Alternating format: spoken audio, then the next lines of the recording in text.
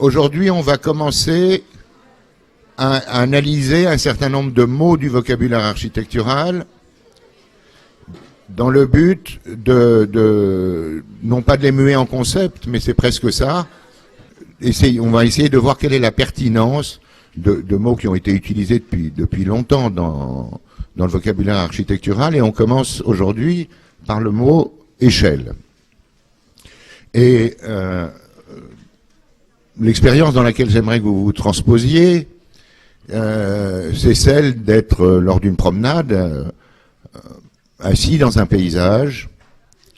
On va imaginer une belle vallée méditerranéenne peut-être, avec la mer au fond, des arbres, des rochers, de la pelouse, enfin ou de l'herbe, et rien dans ce paysage ne vous permet d'en donner la mesure, d'en connaître la dimension. Et il suffit qu'un personnage rentre dans le tableau, si j'ose dire, qu'un élément dont vous connaissez la mesure, ça peut être un animal, qui rentre dans le tableau, et à ce moment-là, par comparaison, vous saisissez la taille de ce que vous perceviez au loin et dont vous ne pouviez pas connaître la mesure, parce que les arbres, ils peuvent être des buissons ou ça peut être des baobabs, et c'est pas tout à fait la même chose en ce qui concerne la dimension du paysage. Donc ça, c'est un peu le premier sentiment, je ne sais pas comment vous dire, d'échelle qu'on peut ressentir. Il y a un autre exemple, mais peut-être que vous êtes encore trop jeune, ou déjà trop jeune pour l'avoir perçu. C'était au moment des fameuses attentats du 11 septembre. On avait ces façades des Twin Towers, du World Trade Center, hein, et ces façades n'indiquaient rien qui permettait de les mesurer. Hein. C'était des façades métalliques répétitives qu'on réévoquera d'ailleurs au moment du problème de la répétition. Et c'est au moment où les gens se sont jetés par la fenêtre qu'on a pu voir des corps devant ces façades et qui nous ont permis de comprendre la mesure du bâtiment, c'est-à-dire d'en saisir l'échelle. Donc qu'est-ce que c'est que l'échelle? L'échelle, c'est un rapport entre deux dimensions. C'est aussi, cette définition englobe aussi la proportion. Qu'est-ce qui les différencie?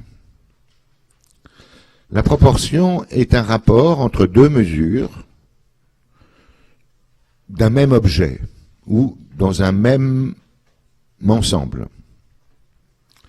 Alors que l'échelle, elle, va être le rapport de la mesure d'un objet avec quelque chose qui lui est étranger, en l'occurrence le corps humain, comme je l'ai employé dans les deux exemples que je vous ai donnés. Donc vous voyez bien que c'est toujours le même rapport, hein, mais c'est un rapport qui se fabrique avec un autre chose et pas avec le soi-même. Hein. Si je devais imaginer ça, enfin imager ça plutôt, voilà un objet entre autres qui peut être architectural, mais hein, qui a une dimension A et B qui sont dans un rapport A sur B. Hein, l'échelle, c'est le rapport entre la mesure A et un individu B, en l'occurrence, si je parle d'échelle humaine, mais ça peut être un camion, ça peut être d'autres objets, on va le voir. Ça peut être d'ailleurs, comme le disait Viollet-le-Duc, l'échelle, c'est le rapport entre la niche et le chien. Hein, c'est exactement la même chose. Donc c'est bien une mesure d'un monde extérieur à l'objet dont on parle qui crée l'échelle.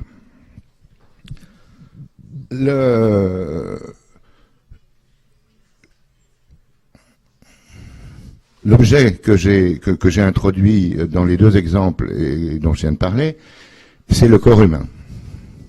On voit que dans cette notion d'échelle, il est, dans la tradition, mais encore aujourd'hui, extrêmement important, puisqu'il est l'omniprésence du jugement de l'œil de l'homme sur les objets qu'il crée. Et c'est d'ailleurs ce qu'il a en commun, ce que l'échelle a en commun avec la proportion.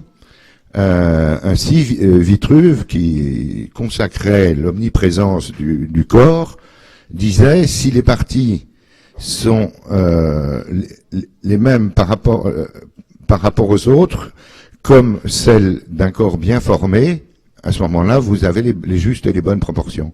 Et parce que proportion est un terme extrêmement complexe dans lequel j'ai pas envie de rentrer, mais on va l'apercevoir là. L'idée qu'une bonne proportion, un bon rapport entre deux dimensions d'un même édifice, donc pas des rapports d'échelle, mais bien des rapports de proportion, eh bien, sont dans les mêmes rapports que ceux de l'avant-bras par rapport au bras, de la tête par rapport au corps, etc., etc. Il y a eu des grands débats dans la période hellénistique entre les proportions du corps humain telles que, parce qu'évidemment chaque corps humain diffère, mais enfin grosso modo on a des choses qui se ressemblent. Les Grecs considéraient que la tête devait être considérée comme un 7e du corps humain, alors que chez les Grecs elle est au 8e. Voilà. Hein. Des discussions de chapelle, mais qui consacrent bien l'importance qu'avait pour le monde antique et jusque dans la période classique la proportion du corps humain comme perfection issue des dieux, que l'homme humain était la perfection sur Terre, et donc quand on reproduisait des choses, eh bien il fallait reprendre les proportions du corps humain. C'est une autre manière un peu prométhéenne de dire que c'est l'homme qui compte dans le cosmos et dans la nature et rien d'autre. Alors il y a une autre acceptation de l'échelle qui devrait vous être familière, mais j'en suis pas si sûr. C'est l'échelle cartographique que Boudon développe dans son essai d'architecturologie, hein, ou sur l'espace architectural. Il a beaucoup écrit sur l'échelle, Philippe Boudon, donc un contemporain, et il s'appuie sur ce qu'on appelle l'échelle cartographique, hein, quand vous avez mais je vais y venir parce que je sens que c'est une culture qui est en train de disparaître.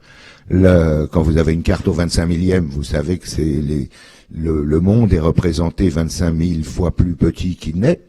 Hein. Quand c'est au 100 millième, c'est 100 000 fois plus petit, etc., etc.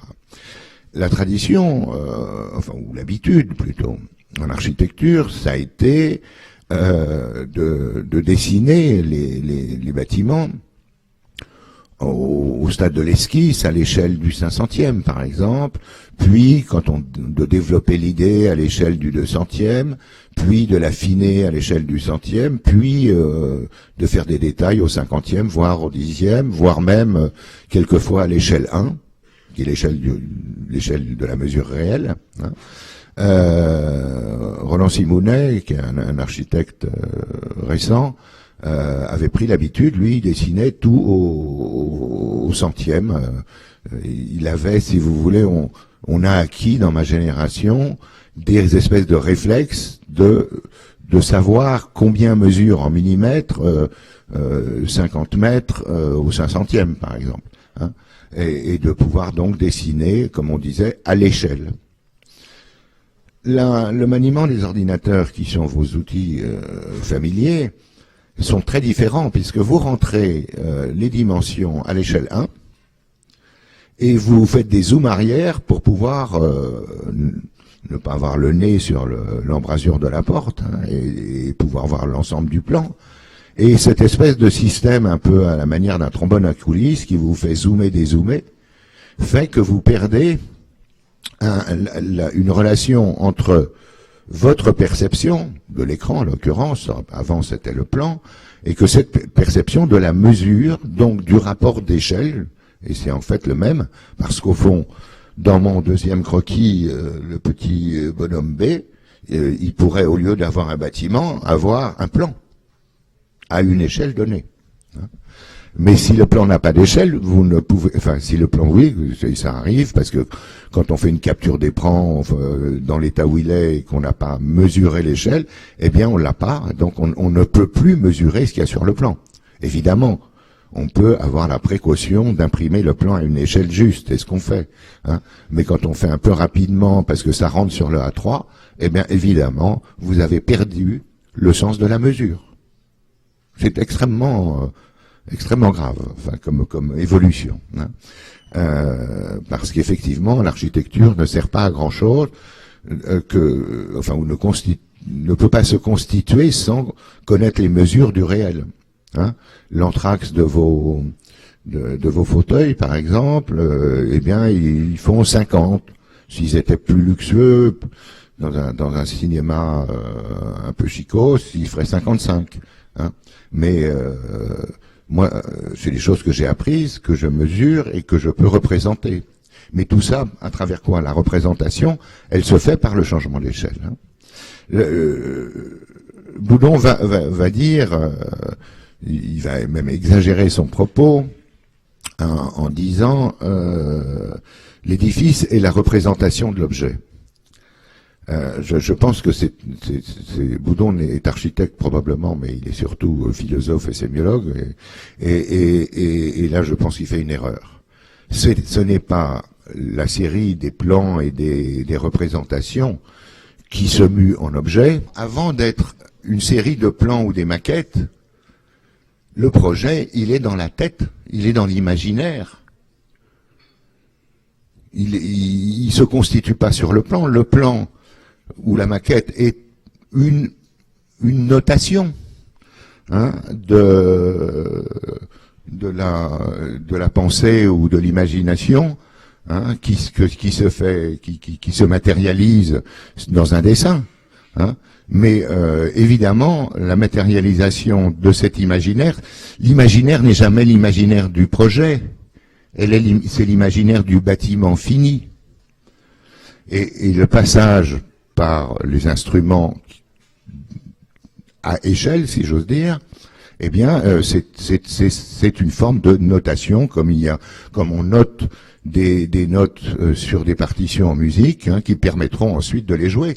Mais dans la tête du compositeur, c'est la musique qu'il entend. C'est pas en lisant les notes que le compositeur, c'est pas la note inscrite sur la portée qui est ni l'objet final souhaité, ni la source de l'imaginaire du compositeur. Mais pour vous, les plans, c'est exactement la même chose que une portée musicale. Alors, cette tendance, pour pouvoir effectivement appréhender la réalité imaginée, eh bien, effectivement, c'est de réduire la taille, parce que si on peut pas dessiner à échelle, commencer par dessiner, ni même finir, si on dessine à échelle 1 cet amphithéâtre, eh bien, il nous faudrait une feuille de papier grande comme l'amphithéâtre, évidemment. Hein. Donc, on commence par réduire les échelles.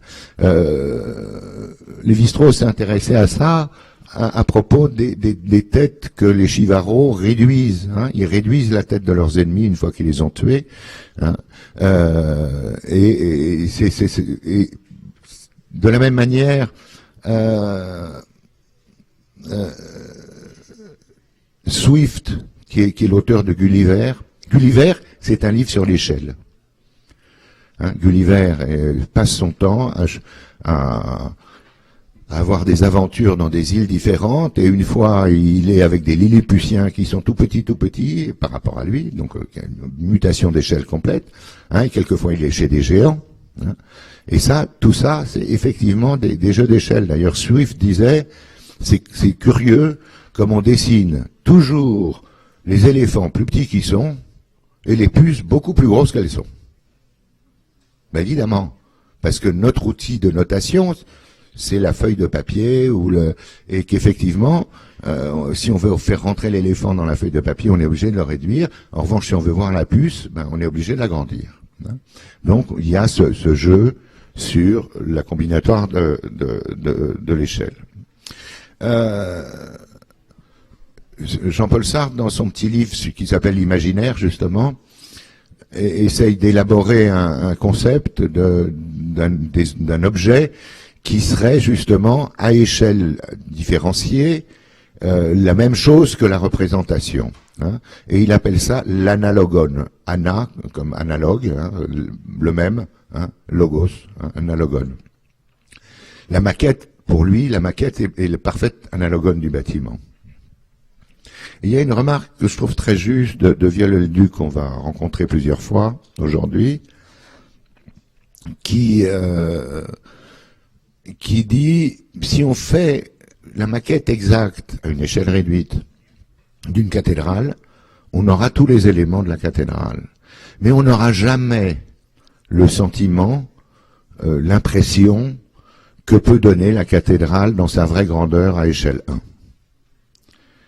C'est-à-dire que, qu'est-ce qu'il nous dit là? Que les proportions vont être gardées entre la maquette et la cathédrale, alors la maquette de cathédrale et la cathédrale, mais que, justement, l'intervention de celui qu'on peut appeler le spectateur, le promeneur, celui qui est en situation de réception de l'œuvre, eh bien, elle sera radicalement différente selon que c'est une maquette de la Tour Eiffel en bronze grande comme ça, ou que c'est l'énorme. Pourquoi? Parce que c'est le rapport entre son corps et la perception qu'il en projette dans l'édifice qui donne effectivement la réalité de l'échelle.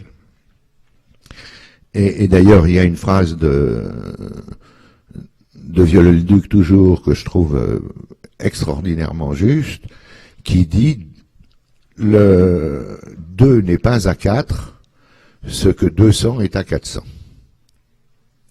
On est toujours sur le cheminement proportion-échelle. Il y a un rapport de proportion entre 2 et 4. Et le rapport de proportion entre 2 et 4 et celui entre 200 et 400 est évidemment le même rapport. La proportion est maintenue. L'échelle est totalement différente.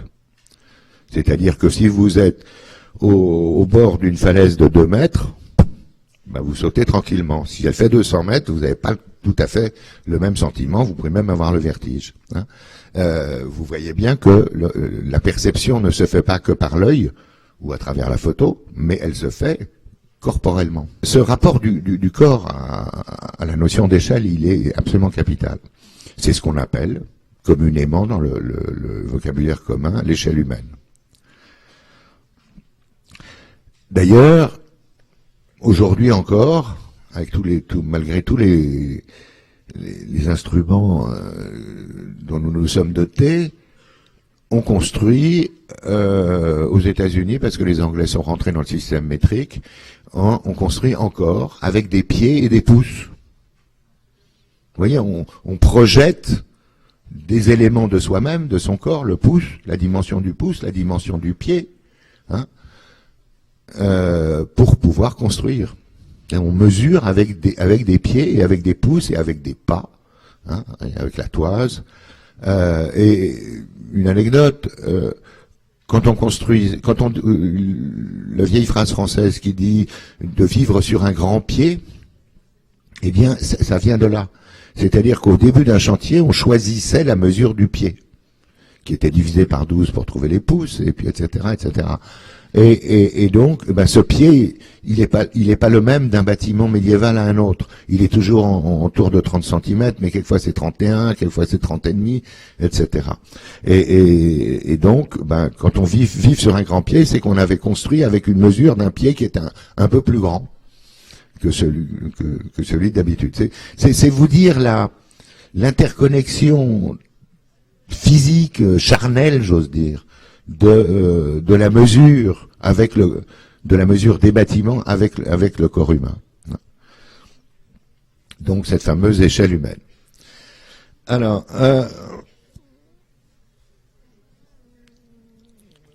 je voudrais vous expliquer que ça n'a pas toujours existé, ça n'existera pas toujours.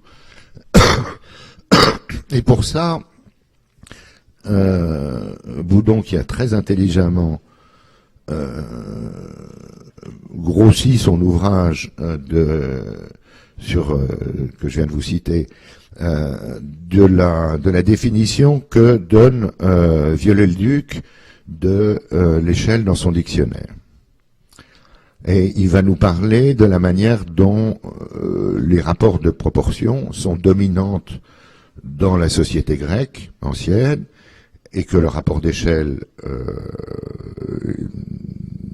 ne semble pas pertinent, hein, alors que au cours de l'histoire, c'est le rapport d'échelle qui va dominer le rapport de proportion. Je vous lis un assez long passage en petits morceaux. Hein. Les Grecs, dans leur architecture, ont admis un module. On en saurait douter. Ils ne paraissent pas avoir eu d'échelle. Ainsi, qu'un ordre grec ait 5 mètres ou 10 mètres de hauteur, les rapports harmoniques sont les mêmes dans l'un comme dans l'autre. Donc, c'est la proportion qui prime, hein, sur une échelle qui aurait ramené ça à une mesure commune et qui aurait fait la différence entre 5 et 10. Donc les rapports harmoniques sont les mêmes dans l'un comme dans l'autre, c'est-à-dire, par exemple, que si la distance de la colonne à la base est 1, la hauteur de la colonne sera 6, et l'entrecolonnement de 1,5 vers le milieu du fût, dans le petit comme dans le grand ordre. En un mot, la dimension ne paraît pas changer les proportions relatives des différents membres de l'ordre. Un peu plus loin. De même que dans la société antique, l'individu n'est rien, qu'il est le jouet du destin, qu'il est perdu dans la chose publique. Aussi ne peut-il exercer une influence sur la forme de la proportion des monuments qu'il élève. Un temple est un temple. Il est grand si la cité peut le faire grand, il est petit si sa destination ou la pénurie des ressources exige qu'il soit petit. S'il est grand, il a une grande porte. S'il est petit, il n'a qu'une petite porte. Les impossibilités résultant de la nature des matériaux mettant seule une limite à la dimension du grand monument. Comme l'obligation de passer sous une porte empêche seule qu'elle ne s'abaisse au-dessous de la taille humaine. Mais il ne viendrait certainement pas à l'esprit d'un Grec de mettre en rapport son édifice avec lui, homme, hein, comme il ne s'opposait pas que son moi puisse modifier les arrêts du destin. Il reprend un... Non, il y a un moment c'est un peu long, mais ça vaut le coup. Les rapports harmoniques qui existent entre les membres d'un ordre grec sont bien commandés par l'art et non par l'objet, que, par exemple, un portique de colonnade dorique devant toujours s'élever sur un socle composé d'assises en retrait, les unes sur les autres, comme des degrés, comme des marches, la hauteur de ces degrés devant être dans un rapport harmonique avec le diamètre des colonnes. Si le diamètre de ces colonnes est tel que chacun des degrés est la hauteur d'une marche ordinaire, c'est tant mieux pour les jambes de ceux qui peuvent entrer sous le portique, sinon c'est tant pis. Vous voyez, c'est pas, ça apparaît comme des degrés, mais en fait c'est le résultat de la proportion du premier croquis qui s'impose, hein, dans l'absence de l'autre. Et il nous dit enfin, et on connaît son attachement pour la période médiévale, le monde grec, que les Romains ne comprirent pas, fut perdu. À la place de ces principes harmoniques basés sur le module abstrait, le Moyen-Âge émit un autre principe, celui de l'échelle, c'est-à-dire qu'à la place d'un module variable comme la dimension des fils, il prit une mesure uniforme, et cette mesure uniforme est donnée par la taille de l'homme d'abord, puis par la nature de la matière employée. Hein. Il fait apparaître l'échelle humaine dans la période médiévale. Je pense qu'il se trompe un peu, parce que on le voit bien dans l'architecture byzantine, mais peu importe. Ce rapport entre le primat de la proportion dans la société grecque sur le primat d'un rapport au corps dans l'évolution de la société. Alors, tout ça, ça nous consacre assez bien cette relation du corps humain et de ce qui l'érige matériellement, hein. Mais de la même manière que Viollet-le-Duc disait bien que le chien était à l'échelle de la niche, ou plutôt non, excusez-moi, grosse erreur, c'est la niche qui est à l'échelle du chien, hein. Enfin, ou que la niche et le chien sont dans un même rapport d'échelle. Eh bien, il y a pas mal d'éléments qui ont modifié le primat ou l'unicité de ce rapport, un peu à la manière dont, dans le monde grec, il n'existait pas encore, semble-t-il. Le premier, c'est le rapport au corps social, si j'ose dire. Hein, cet amphithéâtre, même s'il respecte l'échelle humaine, ou plutôt l'ergonomie, j'y viendrai, et il est à l'échelle d'une promotion d'étudiants. Hein.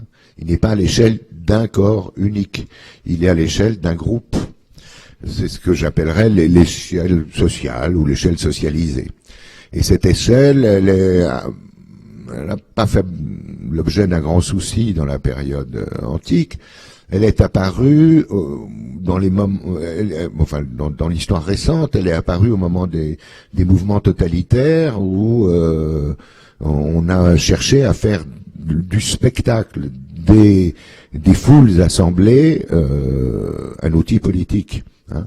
Pensez au stade de Nuremberg et aux grandes organisations de fêtes nazies, et vous avez effectivement l'œuvre de Speer qui est absolument à l'échelle, non pas d'un individu, d'un corps humain, mais à l'échelle d'une foule. Hein, c'est ce qu'on a appelé l'échelle de masse. Hein. C'était la masse des gens. Un stade de foot n'est évidemment pas à l'échelle, s'il contient de l'échelle humaine, mais le bâtiment lui-même, il est à l'échelle de la foule des supporters des matchs, hein, et du spectacle, j'insiste, et du spectacle qu'on peut tirer de cette foule. Hein. La propagande nazie, c'était pas tellement d'être à Nuremberg, c'était filmé, c'était photographié, représenté, pour montrer comment la foule adhérait aux idées du national-socialisme. Aujourd'hui, vous voyez bien que dans la disparition de l'échelle humaine par rapport à l'échelle de la masse, par rapport à l'échelle sociale, eh bien effectivement, le souci de confort, si j'ose dire, eh bien il est assuré non plus par l'échelle elle-même, mais par l'ergonomie des sièges dans lesquels vous êtes assis, c'est-à-dire par un souci d'adéquation très fin d'objets industriels. C'est pour ça que je connais les codes de vos fauteuils, c'est parce qu'il n'y en a pas 36. Donc, ces objets industriels sont conçus pour être utilisés par des êtres humains, et donc l'ergonomie s'occupe de la bonne adéquation. Il n'y a pas un univers plus ergonomique qu'une cabine de pilotage d'avion, par exemple. Hein, où la disposition des cadrans, des informations, la distance des manettes de commande et des boutons, etc., et sont calculées par rapport au corps humain qui occupe le siège du pilote. Hein. Ça, c'est de l'ergonomie, c'est pas de l'échelle humaine. Une deuxième, ou une troisième plutôt, échelle qui nous apparaît, elle est liée à la vitesse. Parce que parmi les premiers produits qu'on a inventés, la voiture, le train, l'avion, sont des éléments qui nous mettent dans un rapport à l'environnement, un rapport au monde très différent du pas de la mule ou même d'un cheval au galop. Ce nouveau rapport, Victor Hugo, dans une lettre vers les années 1840, quand le train commençait à peine à devenir un véhicule, à apparaître, les premières lignes de chemin de fer, Victor Hugo était horrifié de cette invention en disant mais on va plus pouvoir voir dehors. Hein, ce qui était une fleur va devenir une ligne, ce qui était une ligne va devenir une surface, hein, et on va être totalement, enfin il mettait en garde en disant que on pourrait pas supporter de regarder dans les fenêtres du train. Il avait raison si on reste l'œil attaché à l'environnement qui jouxte la voie.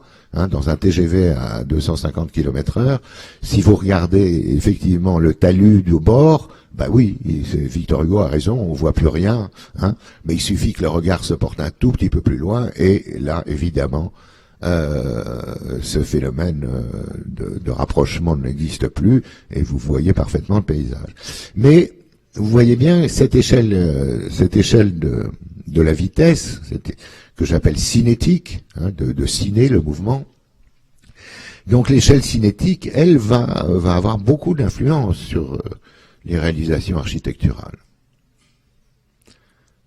Ben, quand vous circulez sur une bretelle d'autoroute à 80 km/h, vous n'êtes pas dans votre fauteuil en train de lire le journal.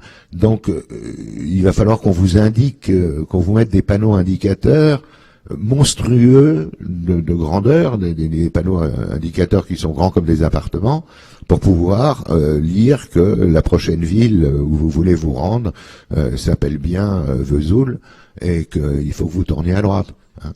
Vous voyez bien qu'il y a tout c'est comme si, au fond, comme si les automobilistes étaient myopes par principe. Mais ils sont pas myopes, c'est qu'ils vont trop vite. Hein. Et que du coup, il faut écrire gros. Hein. Eh bien, l'architecture aussi, elle écrit gros pour les automobilistes.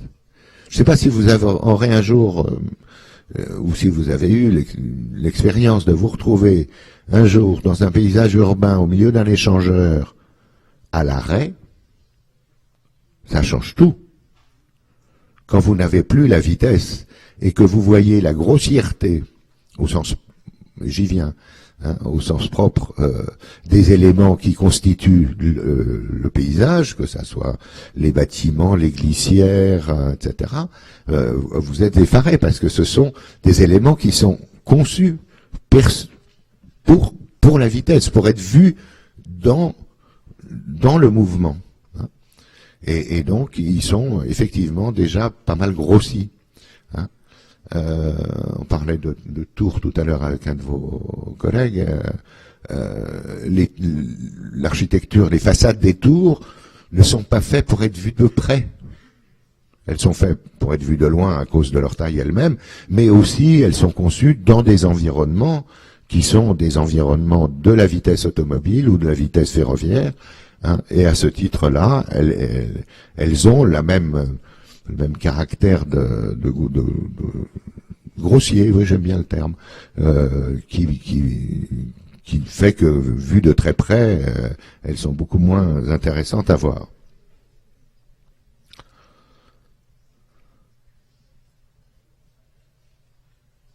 Et donc là, on rentre avec la cinétique un petit peu dans l'échelle de ce que je dirais être la machine. Effectivement, c'est les machines qui vont vite. Hein. La voiture, c'est une machine. Les trains aussi. Le rapport, si vous voulez, d'accumulation d'éléments industriels ou de composants, quand on est poli, les composants architecturaux, aujourd'hui n'est pas régi par la règle de proportion A sur B. La règle de proportion A sur B, elle est figée définitivement par la plieuse ou par la fraiseuse de l'usine. Toutes les portes aujourd'hui font 2,02 mètres 02. Ça posera peut-être des problèmes aux générations futures si elles continuent d'avoir des régimes lactés et continuent de grandir, mais vous pouvez pas, sauf à faire des prototypes spéciaux hors de prix, faire une porte de 2,50 de haut ou de 1,95 m, vous achetez des portes de 2,02. Vous ne maîtrisez plus la proportion. Vous achetez la proportion toute faite. Donc, quand on assemble ces proportions entre elles, on a effectivement beaucoup de mal à manipuler l'échelle, et on est beaucoup plus dans une relation au design qu'une relation à l'architecture. Design, ergonomie, c'est les mêmes propos, ils sont complémentaires. Alors, on en vient à un texte que vous connaissez peut-être maintenant bien, mais au début de mon cours, vos prédécesseurs l'ignoraient, qui est le fameux texte de Koulas sur la bigness, et que je vous propose d'analyser pour voir s'il s'agit d'une nouvelle échelle, d'une échelle, ou s'il s'agit d'autre chose. Alors, il est maintenant traduit dans le petit livre Junk Space qu'on a déjà cité et qu'on recitera. Qu'est-ce que nous dit Koulas à ce propos? Enfin, avant ces 5 théorèmes que qu'on va critiquer ensemble, je voudrais vous relire juste le paragraphe de préambule. Hein. Fueled initially by the thoughtless energy of purely quantitative, bigness has been, for nearly a century, a condition almost without thinker, a revolution without program. Alors, fondé initialement par l'énergie de la quantité. Et ça, je pense que c'est extrêmement important, on y reviendra. La bigness a été pendant déjà un siècle, donc tout le XXe, d'après lui, hein, une condition sans penseur, une révolution sans programme. Oui, je veux bien la répéter parce qu'elle me semble même plus important, cette introduction, que les 5 théorèmes eux-mêmes. Hein. Générée initialement par une énergie sans pensée, par l'énergie purement quantitative, hein, totalist. La bigness a été depuis un siècle une condition sans penseur, une révolution sans programme. Ça fait un peu la liaison avec ce que je disais de l'échelle de la machine. Ça s'est fait sans qu'on s'en rende compte, c'est ça qu'il nous dit. Hein, sans qu'on s'en rende compte. Au cours du dernier siècle, hein, la quantité, hein, le système de la quantité, que vous pourrez opposer évidemment à qualité, hein, le système de la quantité, hein, est devenu notre condition, et cette condition n'a pas de penseur, elle n'a pas été prévue, elle n'a pas été volontairement fabriquée, consciemment fabriquée. Elle est une révolution sans programme, c'est-à-dire elle va, comme une révolution, elle va inverser un certain nombre de valeurs, hein, c'est le propre d'une révolution, hein, alors que personne ne l'a programmée. Hein. C'est Kant, je crois, qui disait les catastrophes arrivent sur des pattes de colombe. Hein, c'est-à-dire, on ne se rend pas compte des grandes catastrophes parce qu'elles arrivent sur des pattes de colombe. Hein, c'est-à-dire, elles arrivent avec légèreté. Alors, venons-en aux 5 théorèmes. Le premier, c'est le fondateur. Hein, au-delà d'une certaine masse critique, et pas du tout d'une échelle, hein, au-delà d'une certaine masse critique, un bâtiment devient un gros bâtiment. Alors, je ne sais pas comment c'est traduit dans la publication de Junk Space et Payot, mais moi, Boudon l'avait traduit par grand bâtiment. C'est sûr, ça c'est une énorme erreur. Hein. Le bigness, c'est un gros bâtiment. Devient un gros bâtiment. Une telle masse ne peut plus être contrôlée d'un simple geste architectural ou même une combinaison de gestes architecturaux. Cette impossibilité provoque l'autonomie de ces parties, mais à la différence de la fragmentation, les parties restent solidaires du tout. Alors, à la fois, il annonce le phénomène, il dit, au-delà d'une certaine masse critique, on a affaire à la bigness, au gros bâtiment. Et, alors, dit-il, une telle masse ne peut plus être contrôlée d'un simple geste architectural. Là, je pense la causalité entre les deux n'est pas évidente. Hein, parce qu'intervient autre chose pour que le simple geste architectural ne puisse pas contrôler la masse de la bigness, c'est la division du travail et la rapidité du temps de fabrication du projet. Hein. Les deux allant ensemble, hein. La division du travail favorisant la rapidité. Et effectivement,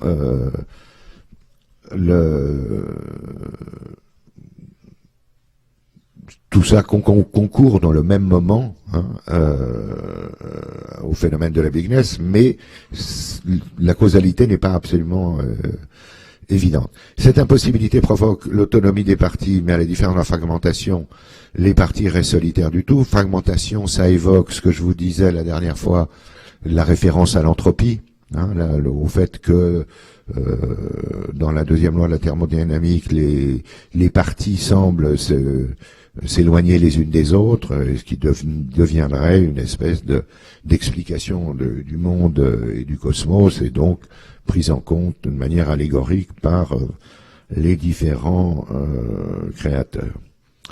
Deuxième théorème, l'ascenseur avec sa potentialité à substituer des constructions mécaniques à des solutions architecturales et la famille d'inventions comme connexes le rendent nul et vide le répertoire de l'architecture classique.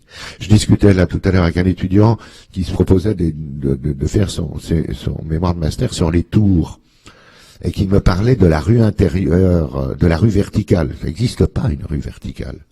Une gaine d'ascenseur, c'est pas une rue verticale. Hein, trois murs en béton avec une machine en métal qui se déplace dedans, ça fait pas, on fera jamais une rue verticale avec ça. Donc effectivement, c'est l'ascenseur qui crée la tour. Hein. Otis 1881 à peu près. C'est concomitant de la Tour Eiffel, on en parlera tout à l'heure. Mais il y a d'autres, ce qu'il appelle les inventions connexes. C'est la climatisation, c'est ce qu'on a appelé tout au début la ventilation forcée, hein, c'est-à-dire l'air qui est par des procédés mécaniques qui permet de respirer loin des façades. Hein. Tout ça, effectivement, crée une rupture extrêmement forte avec des relations qui étaient celles d'ouvrir la fenêtre pour changer l'air, de se mettre près de la fenêtre pour avoir de la lumière, avec l'électricité évidemment, enfin le gaz avant, mais la généralisation de l'éclairage électrique, ben, évidemment on n'en a plus besoin. Les hôpitaux du début 19e, ils faisaient grosso modo 11 mètres de large. Avec 11 mètres de large, on arrivait assez bien à ventiler et à éclairer les malades qu'on avait dedans. Aujourd'hui, on peut faire 60-100 mètres de large. Et avec les nouvelles injonctions des documents écologique sur vient d'apparaître une notion qui m'effraie terriblement, qui est celle de l'étanchéité des bâtiments, alors que les bâtiments ont toujours respiré, ne serait-ce qu'à travers leurs fenêtres, hein, quand c'est pas les matériaux mêmes qui respiraient. Aujourd'hui, cette préconisation qui me semble extrêmement porteuse de grandes catastrophes, cette préconisation pour simplement contrôler la température de l'air, hein, pour qu'il n'y ait pas trop de déperdition, de rendre les bâtiments étanches, est effrayante. Il suffit que on aille à la conséquence de ce dictat écologique pour dire qu'il faut fermer pour que l'étanchéité soit parfaite, il ne faut pas qu'on puisse ouvrir les fenêtres, évidemment. Alors tout ça se conjugue. Les immeubles de grande hauteur, on n'ouvre pas trop les fenêtres parce qu'effectivement, il faut que vous sachiez, oui, plus vous vous écartez du sol, plus la vitesse du vent augmente. Hein, un vent de 10 km/h au sol, c'est un vent de 80 km/h à 200 mètres. Hein, donc plus vous montez, plus effectivement vous avez des problèmes de vent. Donc les tours ont commencé, elles, à s'affranchir de l'ouverture des fenêtres. Maintenant, si on rajoute cette demande excusez-moi, j'allais dire d'épicier, parce que ça joue sur quelques kilowatts à la fin à la fin de l'année, mais comme le but c'est effectivement de gagner de l'énergie et pas du tout d'être écologique, cette étanchéité à l'air, elle peut aboutir à l'asphyxie, aussi simple que ça. C'est là. Et je prévois qu'il y aura des gens asphyxiés dans les bâtiments étanches. Donc voilà, tout un vocabulaire qui fait que effectivement le répertoire de l'architecture classique, l'épaisseur des bâtiments, vous avez compris, les fenêtres, leur existence ou pas, eh bien effectivement ce répertoire est devenu nul et vide, caduc, absolument. Hein, c'est cette révolution dont il parlait. D'ailleurs, dans le troisième théorème, il le développe. Dans la grosseur, la bigness, la distance entre le cœur et l'enveloppe de l'édifice s'accroît. Ben, c'est ce que je vous disais, le bâtiment de 11 mètres qui devient un bâtiment, 11 mètres d'épaisseur qui devient un bâtiment de 60 mètres d'épaisseur. Jusqu'à ce que les façades ne révèlent plus ce qui se passe dedans. L'attente de l'honnêteté est condamnée.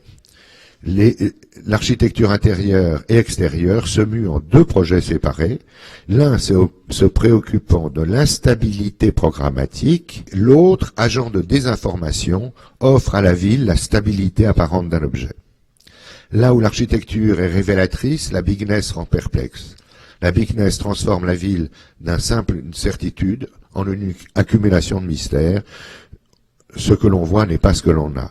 What you see is not what you get.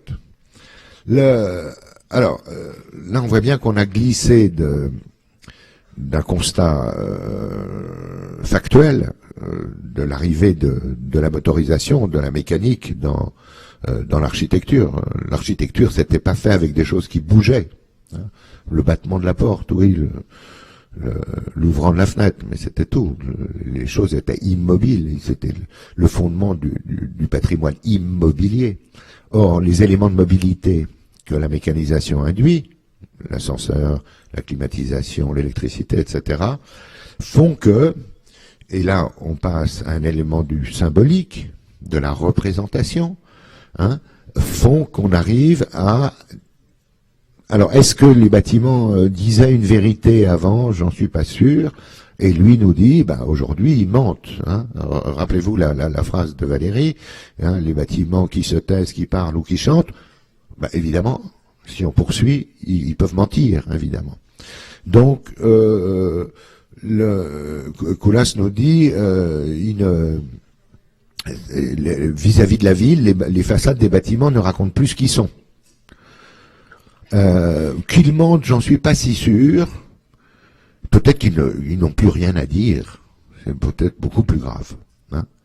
Alors, autre phénomène qui est abordé dans ce troisième théorème, c'est celui d'une division du travail entre l'instabilité programmatique des bâtiments, c'est-à-dire le temps est quand même assez long pour construire un hôpital. Moi, je mets 5-6 ans. En 5-6 ans, les médecins ont changé, le client a changé, les règlements ont changé, etc. Et donc, il y a une instabilité programmatique. Et effectivement, on vit dans une société de la vitesse et du mouvement, donc effectivement, l'immobilité du bâtiment est contradictoire, et alors on nous demande, en cours de chantier, de modifier, de rajouter, de modifier. Donc ça effectivement, c'est l'organisation interne. La peau extérieure, l'enveloppe du bâtiment, du coup, acquiert une sorte d'autonomie par rapport à ce qui est dedans. Hein, ce qui permet justement la stabilité programmatique, ou qui peut l'accueillir. Et puis, effectivement, il y a un emballage qui, lui, ne bouge pas trop. Hein, et en plus, effectivement, dans le cadre de la division du travail, très souvent dans les agences, vous avez une équipe qui s'occupe des façades, mais pas que des façades et de comment tout ça est construit, et puis une équipe qui fait de la mise au point de plan en permanence.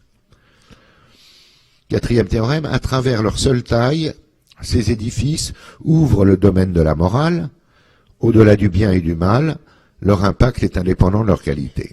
Là, effectivement, c'est ce qui a été introduit dans le théorème précédent, hein, est-ce que les bâtiments étaient moraux avant la bigness? J'en suis pas sûr du tout, mais il y avait un semblant je vous avais précisé qu'on appelait ça le caractère, hein, dans le vocabulaire classique de l'architecture, qu'effectivement un palais de justice et une école et une maison de rapport n'avaient pas le même look, si j'emploie le vocabulaire contemporain, et que du coup on pouvait les reconnaître. Est-ce que ça c'était une morale? J'en sais rien. Il y a un petit clin d'œil à Nietzsche, hein, au-delà du bien et du mal, et qui effectivement caractérise assez bien la pensée de Coulas. Cinquième théorème, et qui est le dernier, l'ensemble de ces ruptures avec l'échelle, avec la composition architecturale, et c'est là où il introduit l'échelle.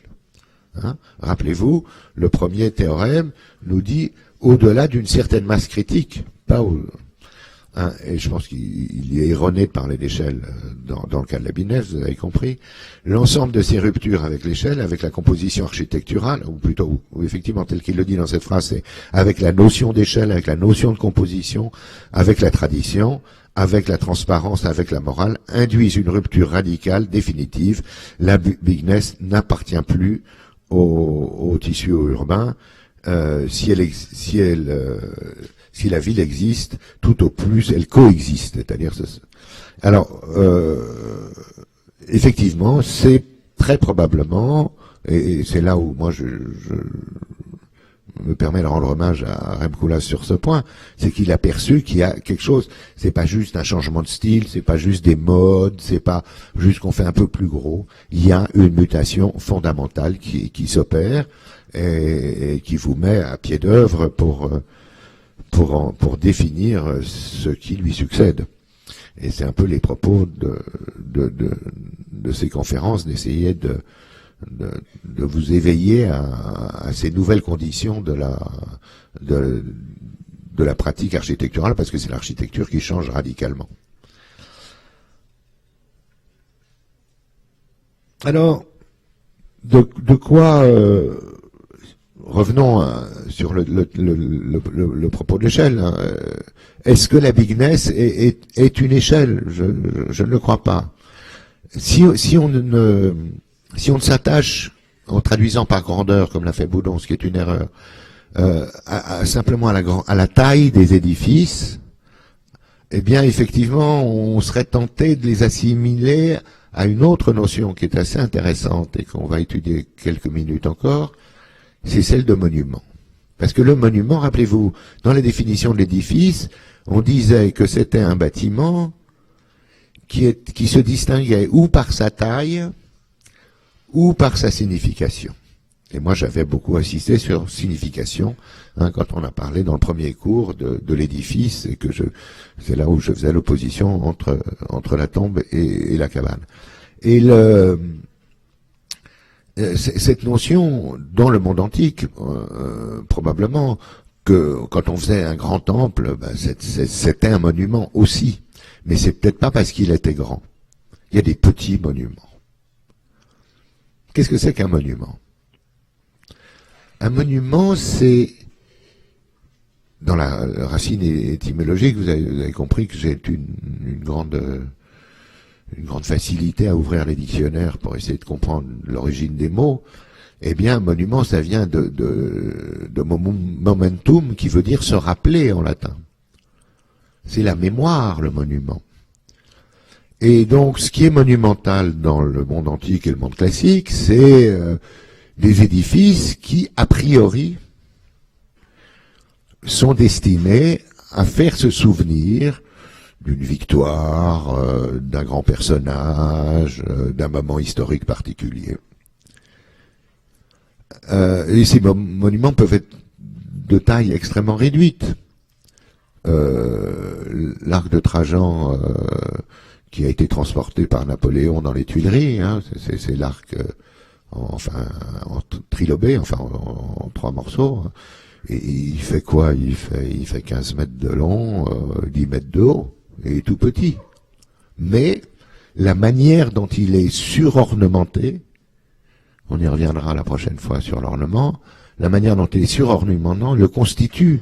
Et puis c'est écrit dessus, la victoire de machin contre truc, etc., etc. C'est destiné à rien d'autre qu'à commémorer, pour effectivement, dans la tradition de la pérennité architecturale, eh bien, assurer aux générations futures le contact avec cet héritage, avec l'histoire qui la précède. D'où la notion de monument historique qui vient beaucoup plus tard. Je vais prendre comme exemple deux monuments. Vous avez vu que je suis pas un grand adepte des images. Hein. Je m'en méfie terriblement. Mais comme vous êtes tous dotés d'instruments qui vous permettent d'aller voir beaucoup d'images sur vos petits écrans, petits ou grands, je vous donne quand même le nom des deux bâtiments. Pour vous pouvez aller, je le souhaite, que vous alliez vous documenter ensuite. Un bâtiment, c'est celui de Schinkel. C'est le corps de garde à Berlin, sur le Unter den Linden. Et puis le deuxième, j'espère que vous le connaissez déjà, c'est Ronchamp. Qu'est-ce qui fait que le corps de garde de Unter den Linden de Schinkel est un monument? Il est petit, c'est un petit bâtiment de 30 mètres. Hein. Il est dans un vocabulaire classique assez épuré, mais avec les ornements conventionnels qui conviennent. Hein.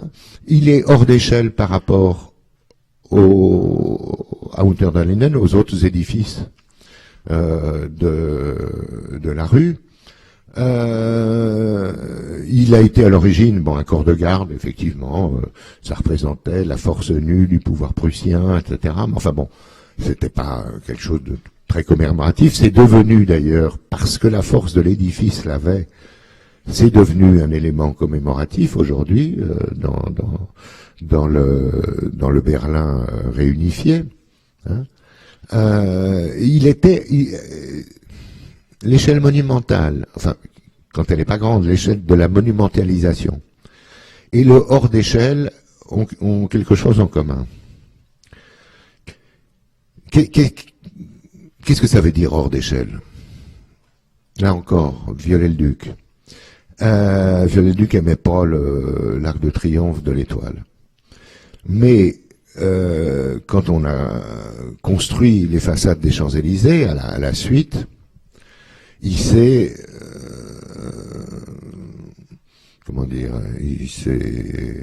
indigné de la taille de cette avenue des Champs-Élysées qui était trop large à ses yeux, qui avait perdu donc un rapport à l'échelle humaine, parce que, eh bien évidemment, l'avenue des Champs-Élysées était à l'échelle de l'Arc de Triomphe. C'était le rapport entre l'arc et l'avenue qui avait déterminé dans un système de proportion.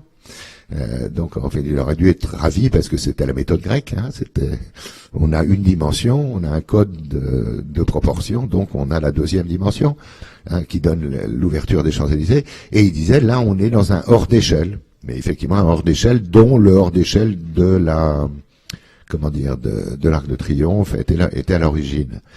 Le hors d'échelle, c'est ne pas être proportionné aux autres éléments.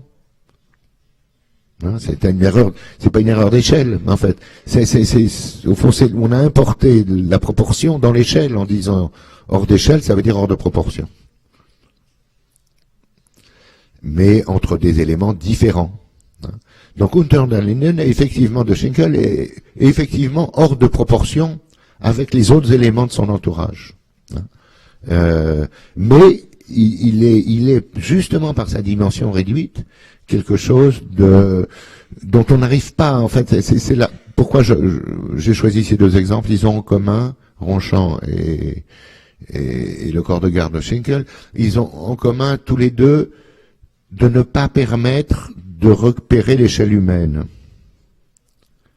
et d'être hors d'échelle par rapport à leur environnement. Donc, ils sont pas hors d'échelle, ils sont sans échelle. Et ça, c'est intéressant. Et c'est probablement une des choses qui crée la monumentalité. Hein.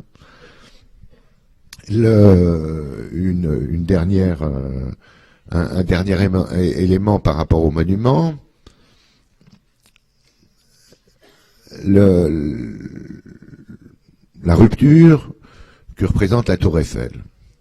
La Tour Eiffel n'était pas du tout destinée à être un monument.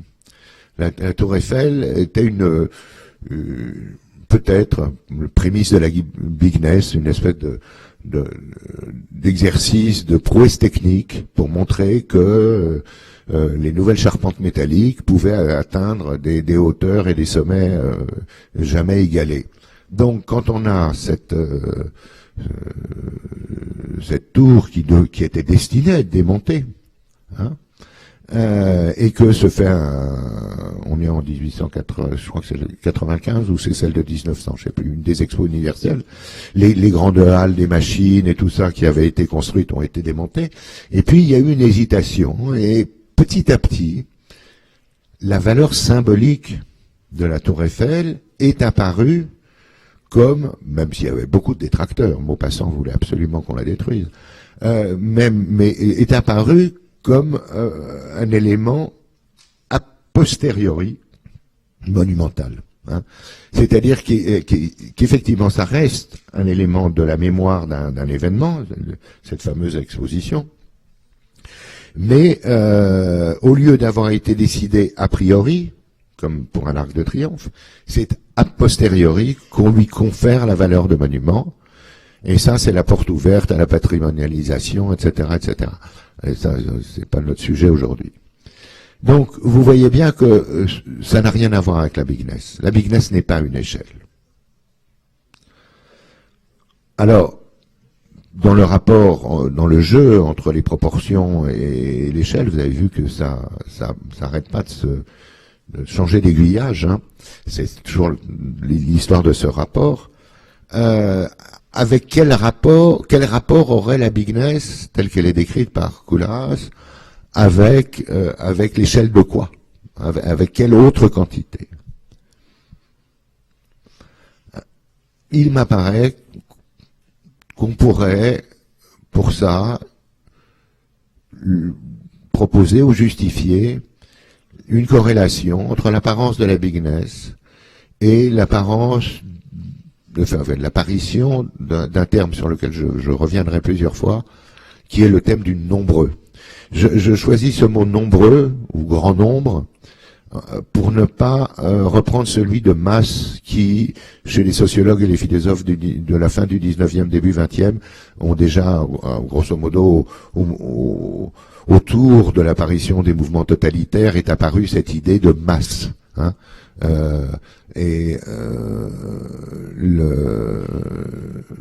Le vocabulaire qui a été employé à ce moment-là ne s'applique pas à la bigness. Hein. On pourrait dire, on pourrait presque dire la bigness naît avec les masses pour arriver au très grand nombre. Hein. Et ce problème du très grand nombre et de sa soudaineté, hein, je reprends le petit paragraphe qui est en prémisse, hein, de Koolhaas, hein, alimenté initialement par l'énergie aveugle de la pure quantité. Quand je nais, vous n'étiez pas là, on n'était pas 3 milliards sur la Terre. Aujourd'hui, on approche 7. Je suis vieux, mais pas tellement. Hein. Vous voyez la vitesse avec laquelle on a rajouté 4 milliards de personnes sur la Terre. Même pas une génération. C'est effectivement, je relis, alimenté initialement par l'énergie sans conscience, la bigness, sans conscience de la pure quantité. Bien, cet accroissement quantitatif monstrueux, c'est ce que j'appelle le nombreux. Hein. Et effectivement, ça change tout. On va le voir dans les autres, quand on va envisager d'autres éléments constitutifs de l'architecture. Je vous remercie. À bientôt.